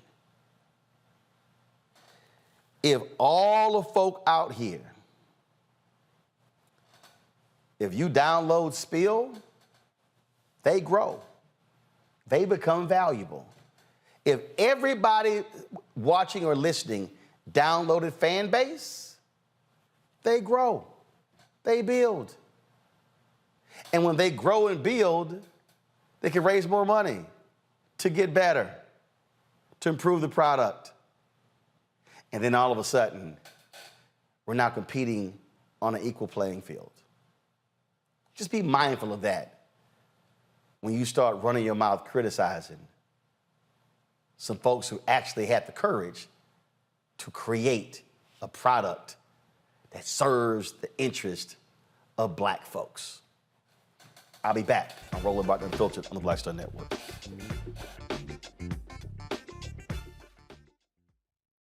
When you talk about blackness, and what happens in black culture.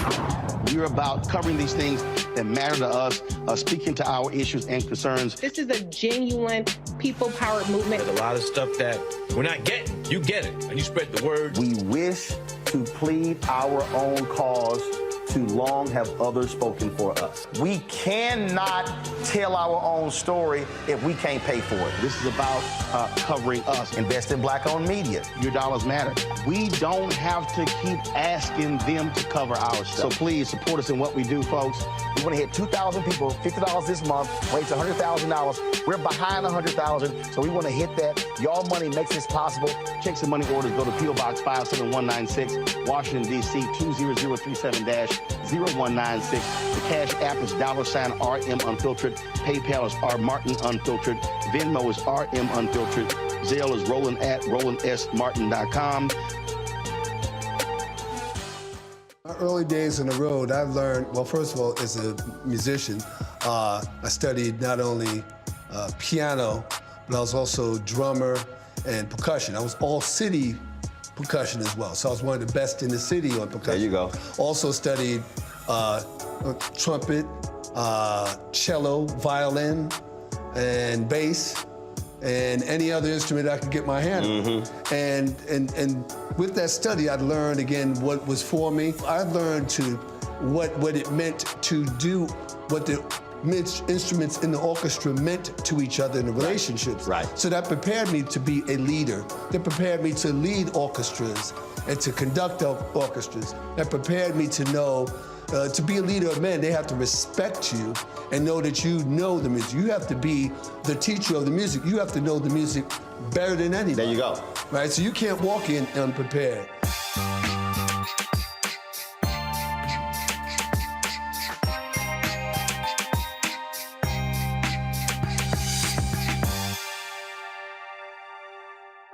I am Tommy Davidson. I play Oscar on Proud Family, Louder and Prouder. Right now, I'm rolling with Roland Martin, unfiltered, uncut, unplugged, and undamn believable. You hear me?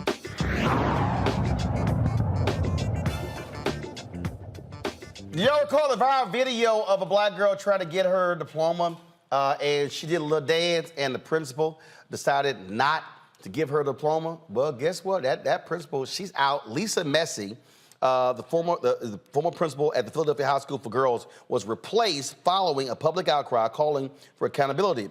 Although the students eventually received their diplomas after the ceremony, the incident left them and their families feeling embarrassed and unsatisfied with the resolution. After the incident, the Philadelphia High School for Girls temporarily appointed Janice Butler as the substitute principal. It remains unclear whether Lisa Messi will return to the school. Good, Kelly. That's exactly what the hell should happen. I'm sick of these dumbass principals and these college presidents and other people acting a fool because somebody does a little dance. Yeah, it's graduation. Just stay your ass there, give them their 10 seconds, 15 seconds, and say, appreciate, thank you much, move along. Exactly. And it kind of takes away from the point of a graduation, which is supposed to be celebratory. It's supposed to be jubilant. And again, it kind of goes back to my point regarding the Tulsa Race Massacre and these kids who really are the most free generation that we've ever had. They are the freest as far as thought, as far as culture, as far as autonomy. And for you to basically cultivate these children to think for themselves and think critically and basically be like, you can do whatever you want to do. And then they finally do what they want to do. And then you punish them for it. It's incredibly disingenuous as a principal, as an adult in general, to stifle that child's life and that child's light. Especially for ceremonies such as graduation. So, yeah, good riddance, because clearly that principal didn't get it. They drive me crazy with this, Matt.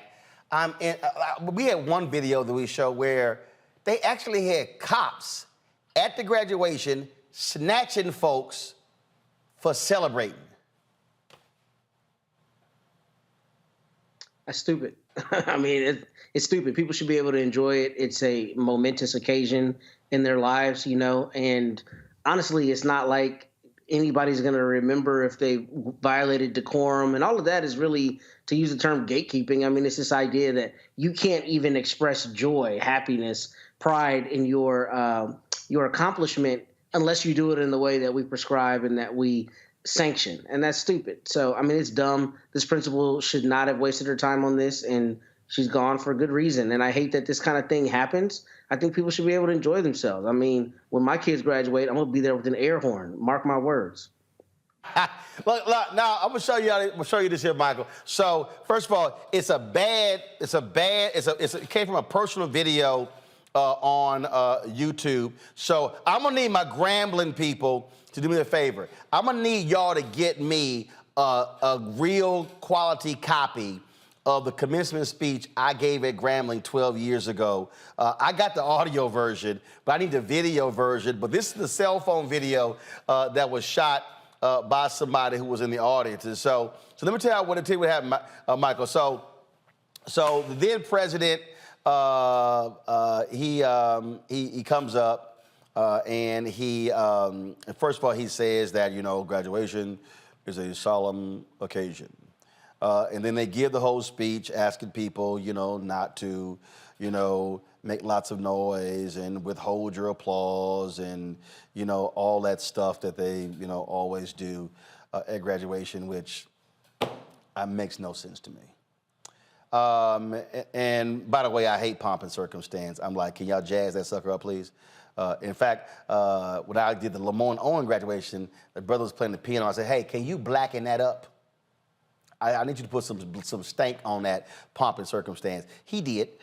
So I'm trying to sit and play this video. Are we having a problem with Wi-Fi in here? Is that what's going on? Not sure why I can't play this video. So so we're at the Grambling graduation. I then say, okay, here we go. So let me reset it. So I say, listen, I ain't come down here way the hell down, because I had to fly from D.C. to Dallas to Shreveport, and they drove me to the Grambling campus. I said, I ain't come here for the symphonic band. So y'all got 60 seconds to make this thing funky. And this is what happened.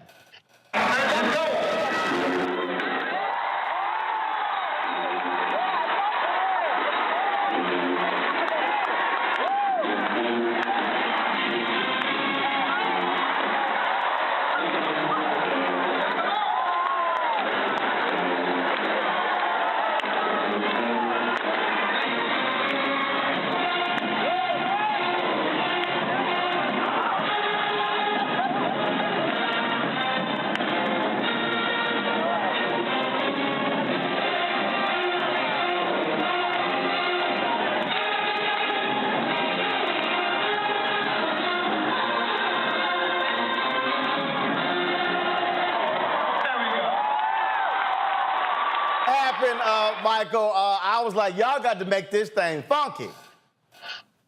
Yeah, you know, graduations are supposed to be a celebration, and there's a lot of sacrifice that parents, that family made for this person to be able to walk across the stage and get their diploma. You know, now as far as administration goes, I can understand if you had, like in my graduating class from high school, it was like 500 people, right? So I can understand you wanting to move things along. I can understand that. Stop. But so hold on. How many people you said? 500. Man, that's a small graduation. Go ahead. But this was high school. I got you, but that's still small. I'm like, yeah, like, but just do your little thing. But most people are doing the dance off stage. Right. So, in looking at the video here with the Philadelphia High School for Girls, the little dance she did, she wasn't holding things up. Right. She was moving along as she was dancing, and then the video that Channel 6 ABC did with her. She was saying she was trying to calm like her family members down because she didn't want them to give a big response, things like this. So to withhold her diploma, you know, because of that, there's a tinge of racism in here also. That's all that is. That's all that is. It's just, I mean, but it's not even. But Lord, like she didn't slow nobody down. Exactly. She did just a little thing, and that's just.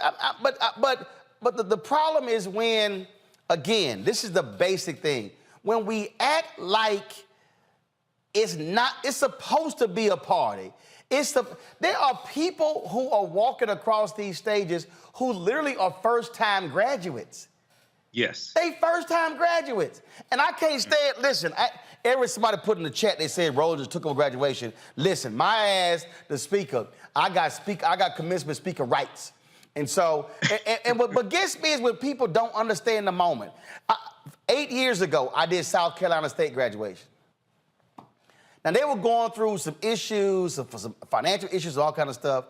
Man, the dude who was with the alumni, his ass gave one of the most soul-depressing speeches I have ever. I turned to them. Y'all think I'm lying. Y'all know the show Unfiltered, my ass Unfiltered. I said, who let his ass speak before me?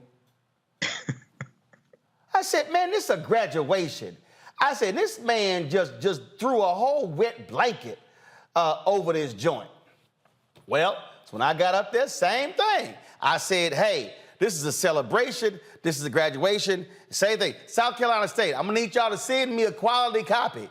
I wish these people would send me these videos because I'm tired of these bad cell phone videos, especially when they shooting vertical, not horizontal.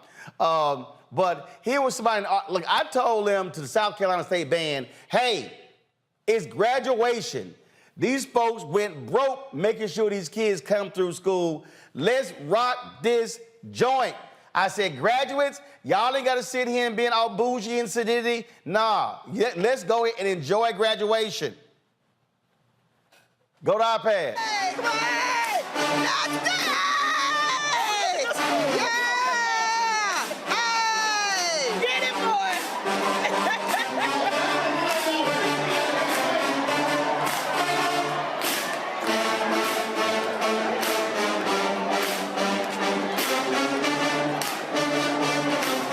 Look at Derry!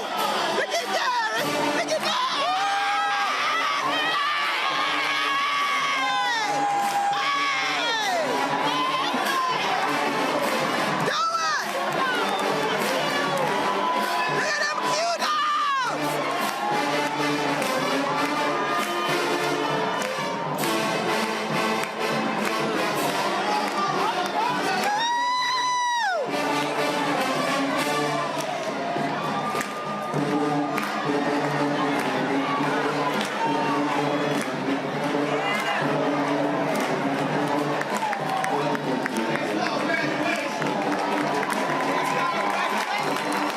You gonna remember that graduation or that pomp and circumstance bullshit? You know, Roland, this is like the difference between the black church and the white church. Right. And black church service and white church service. This is like the difference between those as well. You know, we bring that African spirituality, we bring that Africanness to it. So, yeah, you know, and if you make graduation boring, you would turn other people off from wanting to go to school, possibly, because you have to be enthusiastic about this. So, yeah, you know, more power to them. They just need more Sigmas out there. The Sigmas probably already graduated, though. They just needed some more Sigmas out there, though. But, you know, probably the Sigmas already graduated. You know, those are the ones left behind. Oh, shout out to Cass Technical High School. I meant to say. Oh, damn. Even the look on Kelly's face right now and say, did he just say that bullshit? The look on her face like. Kelly's wearing blue. She knew it was coming. Kelly ain't wearing y'all blue. Shit, knew. Kelly, go ahead. Kelly, go ahead, because Mike, I don't know what the hell he think he doing. I was, listen, it's 8:05. I was just like, don't start nothing. Don't. Right. I don't know why he's sitting here want to throw that nonsense in, knowing damn well he knew them Sigmas on scholastic probation. Oh, no. Again. No. Right. I was trying to get through the show I was trying to get through the show without taking a shot, without taking a shot at you little Sigmas, but you just want to go ahead and run your mouth. And I'm gonna hit y'all with this one here. This is the last one. We about to go. So again, let me thank Kelly, Michael, and Matt for being on the show. So when I did the Jackson State commencement, y'all, in December, so y'all seen that video of the former Jackson State drum major just going off at the graduation? That's only because I told the band, stop playing that damn symphonic music. Y'all need to play some Jackson State HBCU music. I'm gonna say this, but look, I done about 20 commencements, 18 HBCUs. For the last time, if you're gonna be a black school, be a damn black school. Stop having them symphonic ass bands and them choral ass choirs singing them tired, boring ass songs, okay? Man, y'all think I'm lying. I did Central State. What'd you say, Kelly? I was like, I was part of those choirs, but it's fine. That's fine. Look, I give y'all one damn choral song, okay? But damn it, if you're gonna be at a black graduation, you better sing a gospel song. A gospel song we know. We did. Sing something black. We did. All right? How you go through 4, 5, 6 years and you holler, I'm a HBCU, and then you say have like a white graduation? Enough of that. Sing the Black National Anthem. Black National Anthem. James Enough of that. I did sing that. Man, by the way, I was the soloist for that. He was a signal man, by the way. What'd you say, Matt? When I graduated from Howard, we came into African drums. It was magnificent. So that's what how I'm saying. I'm just saying. I shouldn't have to be the commencement speaker to say blacking this shit up. But the Jackson State band, and look, I was in a symphonic band in junior high, but it's graduation is a party. So for all y'all principals with a stick up your behind, and you college presidents, and you college provosts, I need y'all to sit your asses down and realize graduation ain't about you. It's about celebration of the graduates and the families. So I'm glad this principal is gone. And again, this was at Jackson State when I told the band, yo, let's get this thing lit before I speak. And my man got it going.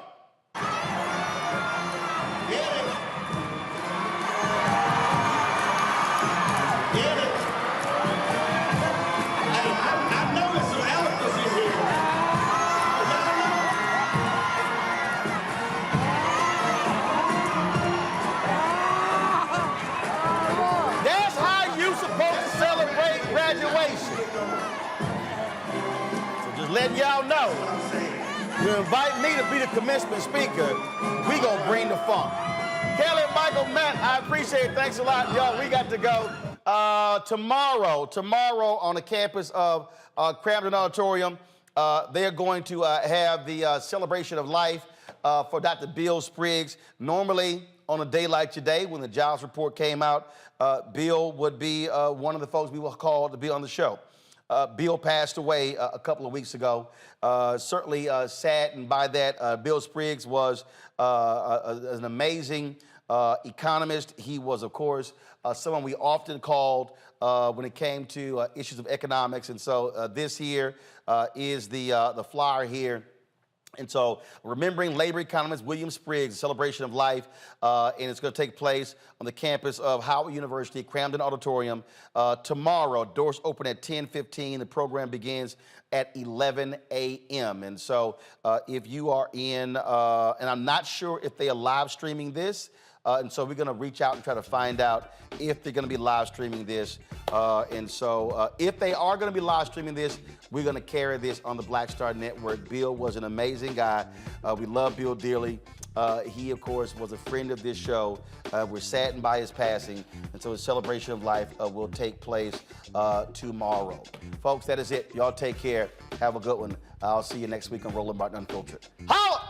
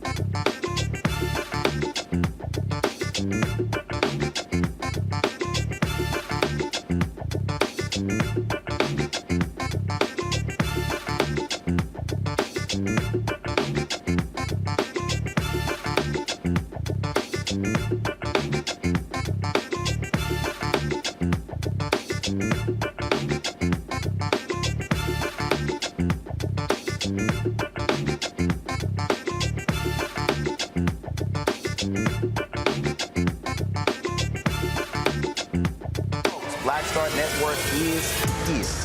Hold no punches. I'm real revolutionary right now. Support this man, Black Media. He makes sure that our stories are told. Thank you for being the voice of Black America, Roland. Stay black. I love y'all. All momentum we have now, we have to keep this going. The video looks phenomenal. See, this difference between Black Star Network and Black-owned media and something like CNN. You can't be Black-owned media and be scared. It's time to be smart. Bring your eyeballs home. You dig? Pull up a chair, take your seat. The Black Tape with me, Dr. Greg Carr, here on the Black Star Network. Every week, we'll take a deeper dive into the world we're living in. Join the conversation only on the Black Star Network. Hi, I'm Dr. Jackie Hood Martin, and I have a question for you. Ever feel as if your life is teetering and the weight and pressure of the world is consistently on your shoulders? Well, let me tell you, living a balanced life isn't easy. Join me each Tuesday on Black Star Network for A Balanced Life with Dr. Jackie. We're all impacted by the culture, whether we know it or not. From politics to music and entertainment, it's a huge part of our lives, and we're going to talk about it every day right here on The Culture with me, Faraji Muhammad, only on the Black Star Network. I'm Deborah Owens, America's Wealth Coach, and my new show, Get Wealthy, focuses on the things that your financial advisor and bank isn't telling you, but you absolutely need to know. So watch Get Wealthy on the Black Star Network.